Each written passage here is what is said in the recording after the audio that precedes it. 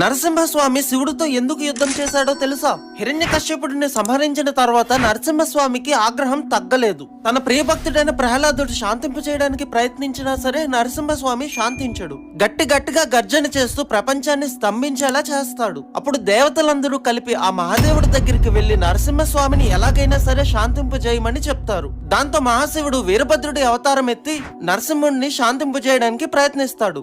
అది విఫలమవడంతో శివుడు అతి భయంకరమైన శరభావతారం ఎత్తుతాడు. శరభేశ్వరుడు సింహపు తలతో, గ్రద్ద రెక్కలతో, పదునైన గోర్లతో, పొడవాటి తోకతో ఉంటాడు. శరభ నరసింహుడితో పోరాడి ఓడిస్తుంది. అంత శక్తివంతమైన శరభ మరెవరో కాదు, ఆ పరమేశ్వరుడు అని గ్రహించిన నరసింహుడు శివుడిని శాంతించమని శివాష్టోత్తరం చదువుతుంది. దాంతో శరభేశ్వరుడు నరసింహుడిని తనలో ఐక్యం చేసుకుంటూ ఇలా చెప్తాడు: శివుడు మహావిష్ణువు పాలల్లో పాలలాగా నెయ్యిలో నెయ్యిలాగా ఎప్పుడూ కలిసే ఉంటారు అని. అందరూ చెప్పండి, జై నరసింహ స్వామికి.